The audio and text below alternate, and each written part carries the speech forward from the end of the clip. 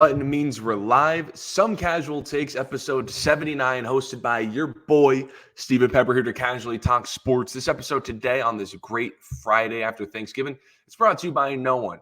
I hope you guys, the listeners, and your family, everyone extended, had a beautiful Thanksgiving. I sure did. Last night I was with all of the family that I haven't seen in a while, ate some really good food. I hope you guys did some mac and cheese. Thanksgiving is not complete without mac and cheese. I hope you guys had some mac and cheese on your plate. But what also makes Thanksgiving so great, which I really love, is when you think about the Thanksgiving week, the Thursday, Friday, and then on to the weekend. I'm just talking about football here, but you can talk about all sports in general. Actually, I might just talk about all sports in general. Thanksgiving week into the weekend might be the best sports weekend in American history because I know sports equinox exists. I know some people would say like the Super Wildcard Weekend. Some people might say the New Year's Six Bowls, the Eve, and New Year's Day bowl games in college football. But Thanksgiving week, I don't even care about college basketball or the NBA games that you get. I'm talking about just football in general because football is my sport. We talk about mostly football from here on out on this show. And it's the most popular sport in America. Everyone knows you get the classic 3 games on Thanksgiving from the NFL. You got a couple college football games last night. You get a ton today. And the NFL just added, the game's going to start at 3. I'm probably going to miss half of the game just by doing this show, a Black Friday game. So we get another NFL game shortly after Thanksgiving. And then on Saturday, we get the rivalry week in college football, the best college football regular season week. Like some of these games are just like legit bowl games. Some of these games are better than the bowl games. Like the game that we're going to talk about on Monday, it happens on Saturday. We're going to talk about it on Monday. Ohio State, Michigan. I'm excited for that. And then we get the NFL on Sunday. It's just such a great week for football. But again, I hope you guys had a good Thanksgiving. We're here talking about the NFL games that happened yesterday. So let's start with the Packers Lions. We're going to start in order of when they happened. Packers Lions. Also, I'm sorry for a little late show, by the way. I had to come back from Louisville, Kentucky, where I visited my family, and that's like a 3-hour drive to Columbus. So had a little late start to today, had a little late start of preparation, but we're here to give you guys this show. So let's start with Packers Lions. So the Green Bay Packers, surprisingly, now I picked the Packers to cover, but I didn't see them winning in Detroit. Detroit's an excellent home team. Same with Jared Goff in a dome. This team is really good at home. They went into Detroit on Thanksgiving Day and beat the Detroit Lions, their division rival, 29-2. That marks, by the way, 7 straight losses on Thanksgiving for the Detroit Lions. Like, I don't even know what's bad. That losing streak itself or that Jack Harlow halftime show. That was the most low-budget halftime show I've ever seen. What was that, Fox? But 7 straight Thanksgiving losses? Why do you keep showing up? Well, the Lions definitely showed up this year because if you're a Detroit Lions fan, this definitely feels like your year. The Detroit Lions beat the Chargers a couple weeks ago. They're 8-3 today, but going in the game, they were 8-2. After that Chargers win, it kind of felt like this is a Detroit Lions Super Bowl team. Everyone has the Detroit Lions as a Super Bowl contender before yesterday. Everyone did. And it kind of feels like these last 2 weeks, because we kind of saw this game like last week against the Bears, that the Super Bowl pressure is getting to the Detroit Lions. I mean, literally, this like literal pressure is getting to them. Back-to-back games where they've started in holes against division rivals in the Bears and now the Packers. I mean, they somehow got away with it. I mean, it's the Bears and Justin Fields. Justin Fields allows you to come back with these late turnovers. But they came back down 12 in the fourth quarter to the Chicago Bears, but not against Green Bay. They couldn't do it against Green Bay this time. Jared Goff. Speaking of pressure, this is one of my biggest criticism of Jared Goff in his entire career. He is not great under pressure. He is not one of those quarterbacks who can thrive in a pocket that isn't stable. You don't give him a clean pocket, he's not giving you a clean game. I mean, that's pretty much like with every other quarterback, but with Jared Goff, his flaws of the play calling isn't correct. If the offensive line isn't blocking straight, then his flaws really show. He got sacked 3 times, and against the Packers, 3 fumbles.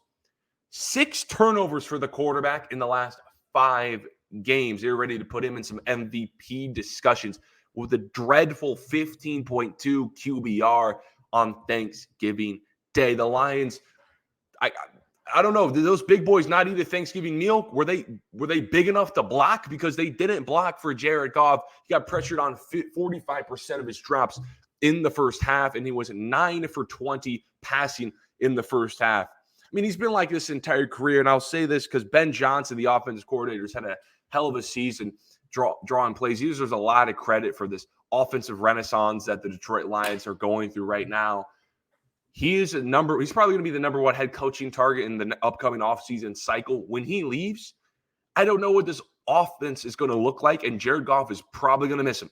When Ben Johnson leaves, I see this game. I see Jared Goff's flaws. I see areas where if they don't have the correct play and that pocket isn't great, Jared Goff doesn't look that great. He turns the ball over a lot. And when Ben Johnson leaves, it's not going to look good for Jared Goff, and the Lions will start regressing back to the Detroit Lions. But it also doesn't help Jared Goff that the defense, which has been the weakest point, I'd say, of this Detroit Lions team, has been giving up 26 points or more in 4 of their last 5. 4 of their last 5. That's not a Super Bowl winning defense if you're getting up 26 points or more for the last 5. You're requiring so much of your offense. I mean, against Green Bay, they had 0 pressure. Jordan Love, we're going to talk about him in a second. He had a good game. Part of the reason why he had a good game is because he had 0 pressure. And the defense of the Hutchinson and the defensive line didn't get to him. I mean, Super Bowl teams don't get blown out multiple times in a season, especially at home. Like they got blown out against Baltimore 38-3. And I know the score looks close, 29-22, but it was 29-14 at one point in the game. And in the first quarter, it was 20-6. Like, that's kind of the game. Like, it wasn't as close as the score says it was. They got a late touchdown, like 40 seconds left. Super Bowl teams don't get blown out at home, especially to an inferior opponent. This doesn't look good for the Detroit Lions and their Super Bowl hopes. Now, a key thing that everyone's picking on is the aggressiveness of the Lions. I don't really mind the Lions. I know they failed on 4th down a lot throughout the game, and that's one of the reasons why they suffered this kind of defeat. They were 1-5 on 3rd down. You remember the game they won against the Chargers. I believe they were 5 for 5 on 4th down. That's why they pulled that one out. Listen, if you're an aggressive team, you go for it on 4th down every single game, no matter the outcome. This is why you got to like Dan Campbell, because he has the balls to do it. And he's not going to switch up on his team. Just because they fail on 4th down, he's going to start punting the ball a lot. But it doesn't excuse. I will say, though, he was a bit too over-aggressive, and I think he could have felt the pressure of the game. In any other circumstance, if he was up or was a smaller lead, he would never do this. But on his own 23, they called a fake punt, Dan Campbell did. And it resulted, they got stopped, didn't work, and it was a touchdown by Green Bay like 3 plays later. I'm all for going for it on 4th down, but you can kind of tell that Lions sideline felt the pressure of the game, felt the pressure of the Super Bowl expectations. You do not go for it on a fake punt on your 23-yard line. Run any other play or just punt the ball. That's it. That's it. You can tell the Lions today are feeling that Super Bowl pressure. Now let's go to Green Bay. Jordan Love. I've been highly critical of Jordan Love. You guys know I said like a couple weeks ago, Jordan Love, a lot of expectations for him. I mean, when you go from Favre to Rodgers, now Jordan Love, you sat behind Aaron Rodgers for 3 seasons. You kind of need to come in ready to go, ready to play.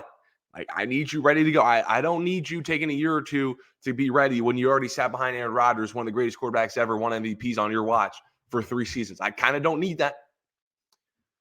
Jordan Love, I said, he's closer to Matt Flynn than Aaron Rodgers, but against Detroit on Thanksgiving Day on the road, I think Jordan Love has earned himself another year. There was talks when Jordan Love was struggling mid-season a couple games ago that, Detroit could draft a quarterback. If Detroit really Green Bay. Green Bay, who I think was 4-6 at the time, but a couple weeks ago they were like 3-6. If they were like 3-6 at the time, if they kept losing, could they enter the Drake May, Penix, J.J. McCarthy, Ethan Caleb sweepstakes? Could they enter that tier and draft another quarterback and cut their losses with Love? Could they do that? Well, Jordan Love, I think, earned himself another year starting after that game. Listen, I still don't think he's special. What I said a couple weeks ago about him not being special, I still stand on that. I don't see a lot of special from Jordan Love. He does have talent. He does have great physical tools. I like his arm angles. I like his accuracy at times. I don't see a lot of special. I don't see a guy who could be one of the best quarterbacks in the league. I hope he proves me wrong. I always root for young quarterbacks. But I see a Kirk Cousins type ceiling. Nothing wrong with a Kirk Cousins ceiling. Kirk Cousins can throw the football at the right place, the right time, throw for a lot of yards, win a playoff game or two. That's what Kirk Cousins can do. He's a good quarterback. He can be a borderline top 10 quarterback in this league. I don't ever see Jordan Love reaching higher than a top 10 quarterback in this league. That's fine. But what really surprised me was that Jordan Love, one of my biggest critiques of him is, man, does he start off slow? Usually for quarterbacks, young quarterbacks, is they heavily script the game for them. So they look really good early on, but then off script, they're bad. But it was a complete opposite for Jordan Love to start the season. On script, he's horrible. This offense was the second worst first half team in the league. Barely scored, stats didn't look good. He made up most of his stats in the fourth quarter, where it's like, how are you better off script? Losing, trailing. Made no sense. But then in the first half, Jordan Love went 9 for 10, 130 yards, and 2 touchdowns. Overall in the game, he was 22 of 32, kept it clean, didn't get touched, 268 yards and 3 touchdowns. Bigger plays, too. He was throwing it down the field for 8.4 yards per pass. He looked good. I mean, first play of the game, it took me off the couch because I was watching this in my hotel room, waiting for my family to be ready for Thanksgiving. So I was just sitting back, kicked back, watching the game. First play of the game, he rips it 53 yards to Christian Watson. I was like, whoa. I didn't think he had that in him. I didn't think they were going to rip it down the field. Now, it wasn't the best pass in the world. I really kind of like Kirk Cousins. I questioned the full arm strength. But the talent, the accuracy, the poise, it's there. He looks a lot more confident today than he did in week 5. He's been great these last couple games, but my question for him these last couple weeks, although he's looked good, it's like, it's the Rams defense. It's like below 500 teams. But this is a Super Bowl contender to most people, and that's what he did on the road. Thanksgiving, millions of people watched. It also looks like LaFleur is taking off some of the training wheels that he had early in the season and letting Jordan Love rip it down the field, because it didn't look like he trusted him to rip it down the field, because every time Jordan Love would rip it down the field, like the first couple weeks of the season, it would be an interception. But he's not really doing that anymore. That's what I'm starting to see. Jordan Love, it's promising for him. He earned another year to start. And I think he's in a good setting to thrive as a young quarterback because he has an offensive head coach, which young quarterbacks need. Offensive head coaches, great play calling. We saw LaFleur masterclass in the first half. Good young weapons that can develop along with them. Jalen Reed, Christian Watson really starting to come along. He has a great offensive line. That's really important as well. And a capable defense. Packers defense is not a great unit. It was really great against the Lions. It's not a great overall unit, consistent basis, but it's capable, especially these last decade, most of their draft picks have gone to the defensive side of the ball. It was sooner or later going to hit. But this was an absolute confidence booster for Jordan Love. Packers 38% chance to make the postseason, half a game out of the last wild card spot. Only behind Minnesota, 5-6 record on the year. I think you would like Jordan Love to sneak into the playoffs. That would be really good for his confidence. But Jordan Love, what a game against the Lions. He's earned himself. Jordan Love's earned himself another year of starting. He was excellent against the Lions. Clean game. Could actually push the ball down the field, which I think he struggled to do early in the season. LaFleur is starting to take some training wheels off, letting him ride on his bike by himself further down the driveway. I think he looked good. I think he looked good. I want to see how he finishes out the rest of the season, and could the Packers make the playoffs? Okay, now let's go to the Commanders-Cowboys game. This was just a blowout from, it was kind of close in the first half, but not really. It was Cowboys were in control of the entire game, and they really scored like 25 points in the fourth quarter and just ran away with it. The Cowboys 45-10 blew the brakes off of the Commanders in Jerry World on Thanksgiving. To all the Cowboys fans that get the standing room only tickets, you guys saw the video on social media. The Cowboys fans, every single game, they just run into the stadium. They camp out there for hours. I hope you guys had a happy Thanksgiving, because that should have been the game that you wanted to see. Your Cowboys in control the whole way and a lot of touchdowns. Because if I'm running to a stadium, if I'm camping outside of a stadium for hours, that is the type of game I want to see. My team win with a lot of theatrics, a lot of touchdowns, a lot of big plays, and a pick six and history in the making by Deron Bland. So the Cowboys won 45-10 against the Commanders. I wonder where I've seen this movie before. Oh, I think I saw this movie last week, the week before that. I think I've seen this movie a couple times, even in September. I'm not a guy who likes watching the same movie over and over again, so I think I want to change the movie up to, I don't know, beating a real team. Oh, that's unavailable. The Cowboys, despite being 8-3, have yet to beat a team above 500. And it's not like they're beating a team at 500. They don't have a win against a team that has above 4 wins. The combined record percentage of a Cowboys, if you combine the records of all the teams that Cowboys have defeated, it is 30%. The Cowboys have 7 wins of 20 plus or more. I wonder who they've beaten in those games. They've never trailed at home either. Starting to see a pattern here in this movie. Cowboys seem like they make the same movie over and over again. And that movie is this. Bad team comes to Jerry World. Dak throws 3 easy touchdowns to a wide open CeeDee Lamb. And defensively, they either sack the opponent the entire game or Daron Bland takes it to the house for another pick 6. Listen, I'm not saying that the Cowboys don't have the makings of a Super Bowl team. I'm the same dude who predicted the Cowboys to overtake the Eagles for the division in the preseason. I said that. I thought this was the best Dallas Cowboys team since the 90s. I truly did. Go back and watch the tape. I really thought this team was. I had Mike as depoy. I had the Cowboys the 2nd seed in all football behind the 49ers and winning the East. Had them like a 3-loss team. And hey, Super Bowl teams are supposed to beat bad teams. So the fact that they're blowing out bad teams is not the problem. Super Bowl teams are supposed to beat bad teams. But Super Bowl teams are also supposed to beat other great teams. And it's something that the Dallas Cowboys have yet to do. So you can bang all you want, Skip Bayless, about how about them Cowboys. But how about them Cowboys who are 0-2 to teams that have an actual real record? See, the Dallas Cowboys are like a college football. I know college football and the NFL, how they do standings is different because it's only win-loss in college football. So, I mean, in the NFL, it's only the wins and losses matter. College football, it's also like way you win. That doesn't matter in the NFL. But the Dallas Cowboys remind me of a college football team that is trying to earn respect into the eyes of the college football playoff committee.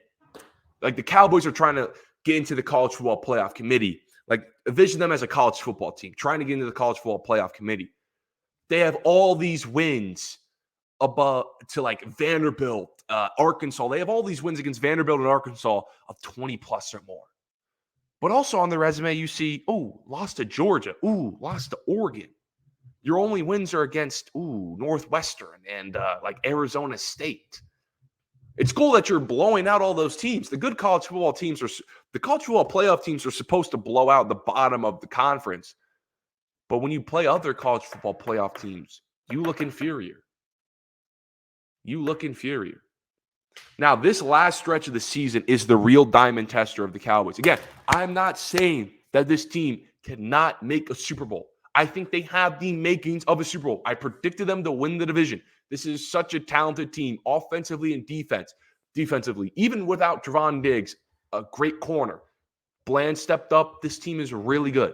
Can they make a Super Bowl? Yes. But I can't really say, I can't put money on this team and take them that seriously until they complete the final piece of the puzzle, which is just beat a good team. Like beat a team above 500. Beat another Super Bowl team. If you are a Super Bowl team, you have to beat other Super Bowl teams. Or else how the hell can you win a Super Bowl? How can I trust you on a playoff run if you haven't beaten a playoff team all year? How can I trust you in the playoffs? Because in the playoffs, you're only playing playoff teams. So the Cowboys, the rest of their season, it's pretty tough. It's tough. And this is going to be make or break for Dallas. I think they can be fine throughout this stretch because they have the talent. But there are some teams on here that I really want them to beat. So to close out the year, they have 6 games left. But this next 5 games are going to be tough.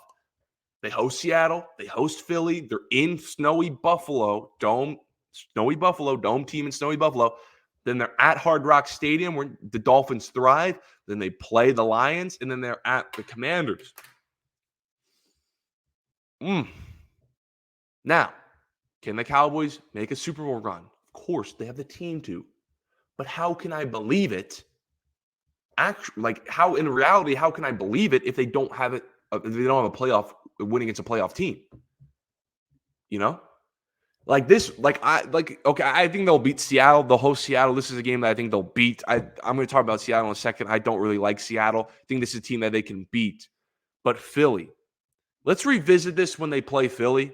Let's revisit this when they play Philly. I want to see Dak Prescott. He ate a turkey leg in the fourth quarter against the Commanders. That's all fun and games. You blow out the Commanders. Congratulations. They're 4-7. They just fired their defensive coordinator. Defense is the worst in the league. Congratulations. I want to see you eat a turkey leg in Jerry World against the Eagles. Listen, they beat Philly. Boom. Dallas, contender. Dallas should have a top 4 odds to win the Super Bowl if they beat Philly. I'm being dead ass. I think they're that good. But I need to see them beat that team. And if they don't, then I can't take them seriously. Don't pound it. How about them Cowboys? Don't pound your fist, Skip Bayless.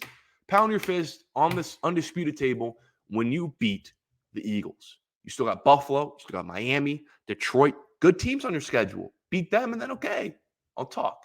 But the team that the Dallas Cowboys absolutely bent over was the Washington Commanders. So the Commanders just fired this morning when I was creating the program for today's show, their defense coordinator, Jack Del Rio. Now, this was the correct firing. Jack Del Rio, he's the defensive coordinator, and his defense is the worst in the league. Worst in points allowed and 29th in yards. And especially they're horrible, where they're really bad, is in their big play department. This defense cannot stop a big play to save their life. We saw it against Dallas. Dallas was big play, big play, big play. CeeDee Lamb, Dabble, Turbin, big play, big. They were big play down the field. And the Commanders defense has given up 49 plays with 20 yards or more. That's leading the league. Now, you can say some of this defensive problems is due to the fact that, I don't know, they traded 2 of some of their best players in Montez Sweat and Chase Young at the deadline. I mean, that doesn't help. But they still have some talent as defense, like Payne and Allen and such. They shouldn't be this bad. They shouldn't be league worst bad. So, yes, Jack Del Rio costed him cost his job.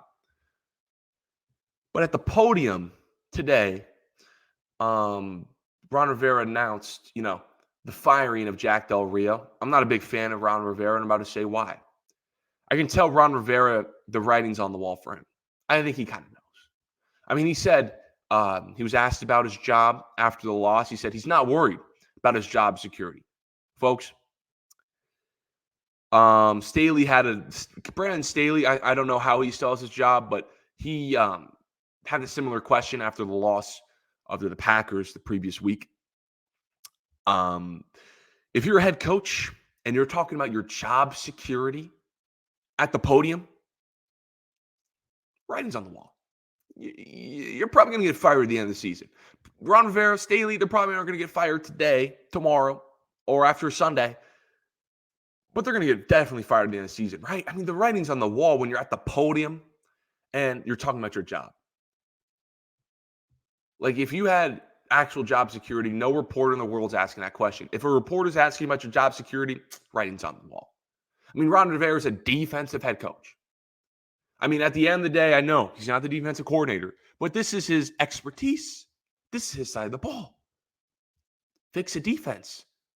If he can't fix the defense, or his defense can't show slight improvement by the end of the season, he's a defensive head coach. He's gone. He is absolutely gone. I mean, I think he should have been. I mean, dude, if you're a Commanders fan, Thanksgiving, you lose by 50. Your Thanksgiving's ruined. And you're probably asking for Ron Rivera to go. I mean, I would too. You're losing 45-10 on Thanksgiving. Not the Wizards are bad. The Commanders might be worse. You not only got to deal with the Wizards, not only do you got to deal with, living in a political state in such, you're losing 45-10. Your football team, that's not what you want to see on Thanksgiving. You live in D.C. You're probably already talking about politics that you don't agree with at the dinner table. You're probably talking about Jordan Poole at the dinner table. You're still 45-10 while you're eating mac and cheese. Ron Rivera has to be fired. This is the thing with Ron Rivera. Like, they just got the offense figured out somewhat. I mean, I still don't like their offensive identity, but it's clear that they have some sort of, they're trying to work it out with Eric Bieniemy. But now his side of the ball's tripping. Ron Rivera is a head coach. He's coached for 13 seasons in the National Football League as a head coach. 13 seasons, ladies and gentlemen. That's a long time. He has 3 winning records in 13 seasons. How are you still a head coach in the National Football League if you have 13 seasons on your resume and only 3 winning seasons to show for it? How are you still a coach? I mean, he's got 2 playoff appearances with a below 500 record. He's got 5 playoff appearances in his entire career. He's coached 13 seasons, 5 playoff appearances. So 8 seasons he didn't make the playoffs. But 2 of those playoff appearances, he was below 500. This man is a merchant of playing in a bad division. Did it once in Carolina and did it once in Washington. He's never, ever, ever, ever, ever, ever, ever, ever had a back-to-back winning season.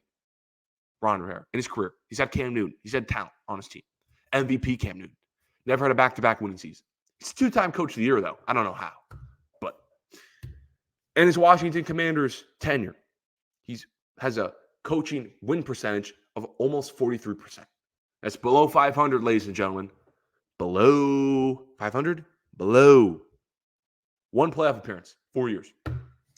And that 1 playoff appearance, like I said, he is a what you would call a terrible division merchant. He went 7-9.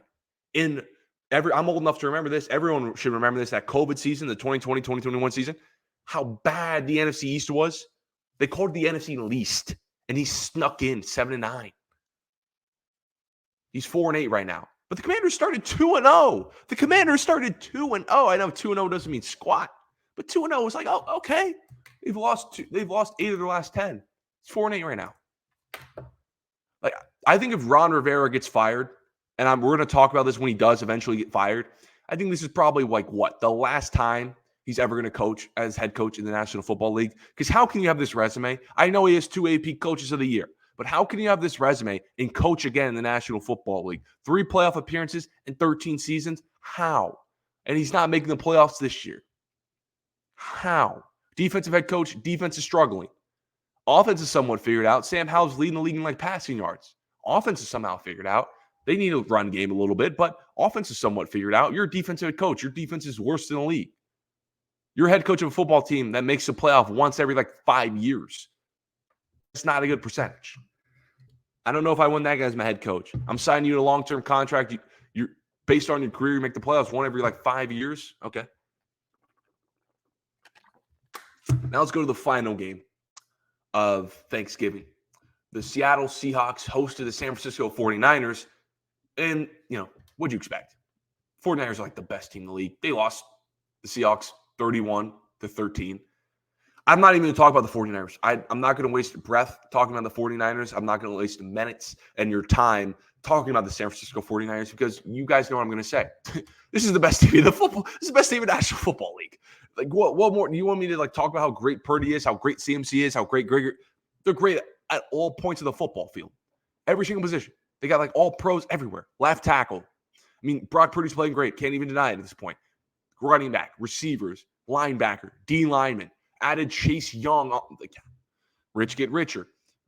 I mean, last night I was, taking some notes on the game. I'll look down, scribble a note, blink, and now the 49ers are about to score a touchdown. How is that even possible? I blink. They go from the 20-yard line to the other 20-yard line. They move the ball in 2 seconds. This offense is really good. I want to talk about Seattle, though, particularly Geno Smith, as we close out today's show. And I got to go watch the Jets play the Dolphins. Geno. Geno Smith is a great story. Really great story. I think it's just time we admit that Geno Smith's insanity run is coming to an end. Geno Smith's insanity run is slowly coming to an end. You get called a hater for saying that you want to see one more year of a player to make an evaluation. I mean, they'll call you a hater for saying that you want to see just one more year of a player before you make a firm evaluation. I wanted to see just one more year of Geno Smith. See the film and make an evaluation of how good he actually is. Because his play last season just didn't make sense to me. Geno Smith was drafted when I was in elementary school and was a bust and made zero progression. And then now that I'm almost done with college, all of a sudden last season, he becomes a Pro Bowl level quarterback. Where was the progression? There was zero progression. No one saw it coming. I'm old enough to remember. Like this was Geno Smith's rise to being a Pro Bowler was so random that I'm old enough to remember when he became a Seattle Seahawk, everyone was asking for Drew Lock to be the starter. It made absolutely no sense how Geno Smith became a Pro Bowl quarterback. Now, Geno Smith, it's a great story. I don't want to sound like a hater. It's a great story. They're probably going to make a documentary on this one day. As my friends like to say, that Geno Smith 30 for 30 is going to hit. Because, I mean, you get drafted 10 years ago, and then you become a Pro Bowl quarterback all of a sudden when everyone doubted you. I mean, they said they wrote you off. You didn't write back. It's going to be an excellent story. And I feel like Geno Smith is a great guy, and he overcame so much to get to where he's at. But his rise made absolutely no sense to me. So that's why I was like, I got to see one more year of Geno Smith. I mean, he did fill out the last couple games. Russell Wilson was dealing with some injuries. Geno Smith stepped up. He was the backup. He looked okay. Like, he didn't look horrible. He didn't look like a bust. Like, he was in New York or like the Jets or the Giants. But he looked okay. I mean, most people were asking for Drew Lock to be the starter in the preseason. And then, in 2022, he had a great year. So here's his 2022 stats. He was first in completion percentage, 8th in passing yards, 4th in passing touchdowns, 7th in QBR, and 5th in rating. Pro Bowl level season. But then we move on to 2023, the one more year I wanted to see. 20th now in completion percentage, 11th in yards, 16th in TDs, 20th in QBR, 18th in rating. Today, Geno Smith has 3 more interceptions as he did the same time last year.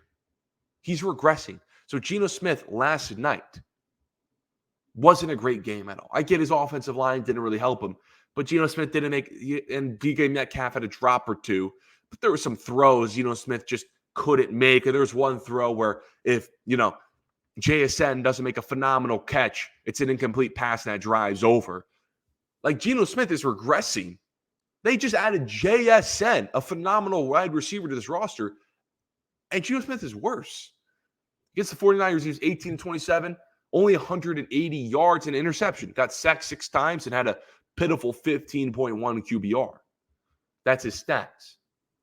The Seahawks offense, especially recently, it kind of looked like at the beginning of the season, the Seahawks picked up where they left off from last year with kind of like how they were playing. They had that big game where they had a lot of points against the Detroit Lions, I believe, in week 2. But ever since week 2, it hasn't been great for Geno Smith, especially these last couple of weeks. Like against San Francisco, you wipe off that pick 6. Seahawks only have 6 points on the board. They scored 6 offensive points. And no, it wasn't a touchdown where they missed the extra point or the 2-point conversion. It was 2 Jason Myers field goals. Hey, I'll take the field goals. I got Jason Myers on one of my fantasy football teams. He's doing a hell of a job kicking those 50-yard field goals. He did miss one the other night, but he's giving me a lot of points, so I'm not going to complain about the Jason Myers field goals. Thanks, Geno, for not being able to put the ball in the end zone. But they only had 6 points against San Francisco. 3 offensive touchdowns in the last 4 games for the Seahawks. This team is nowhere near where they were offensively last season. And part of the reason is because of Geno Smith's regression. Last 4 games, 3 touchdowns, 2 picks. The team's 1-3. Team's 1-3. Again, it just made absolutely no sense how you can be drafted when I was in elementary school. You're a bust. And then all of a sudden, when I'm about done with college, you become a Pro Bowl level quarterback. It made no sense to me at all. Now, Seattle starting to lose a bunch of games. Like I said, 1-3 in the last 4. They were 5-2 at one point, leading the NFC West above San Francisco. Now they're 2 games behind with a brutal schedule. I told you, Green Bay's creeping up. Minnesota 6-5 with Josh Dobbs. They got the Bears on Sunday Night Football, or it's Monday night. No, it's Monday Night Football because the Chargers play the Ravens on Sunday Night Football. That should be a win for the Vikings. Seattle could fall out of the postseason. And a large part of that's because of Geno Smith's play. I mean, look at their schedule. I mean, they just played San Francisco. Now, next week, they play, I think this is also a Thursday night football game, so they get like a week's rest. I believe this is a Thursday night football game. They play in Jerry's World, where the Cowboys have never trailed all season. Then they play San Francisco again 16 days later in San Francisco. Then they play Philly. So they go 49ers, Cowboys, 49ers, Philly. Oof. Then they play Tennessee, okay, Cardinals, and then, Steelers, Cardinals, okay. They get Kenny Pickett, Kyler Murray at the end of the season on a bad Cardinals team and Will Levis. They get a couple manageable games at the end of the year, but that 4-game stretch of 49ers, Cowboys, 49ers, Eagles is rough. You can say by the end, they're 6-5 right now. Let's say they lose all 4 of those games because there's in the next 3 games.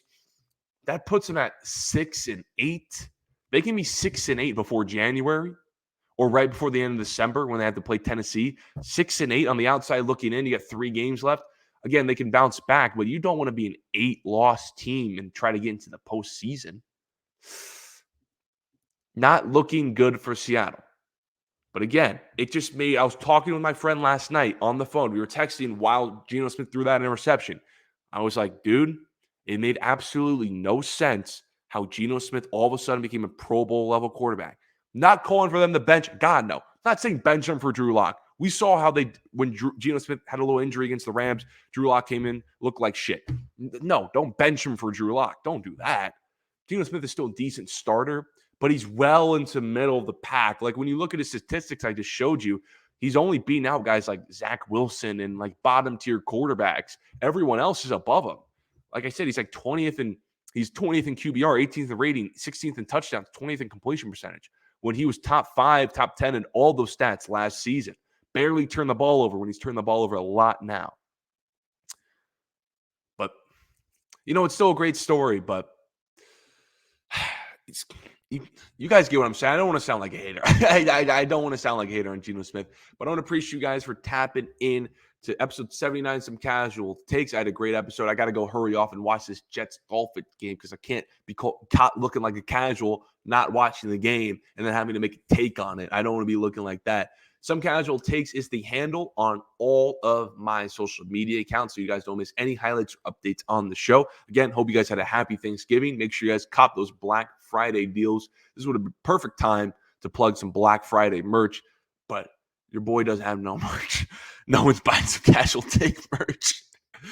But until the next show, I'll see you guys. You got a lot to talk about. The game, Sunday games as well. I'm excited for tomorrow. I'm going to be at OSU's campus. Any OSU people, come see me. I'll be out there. Till next time. See you.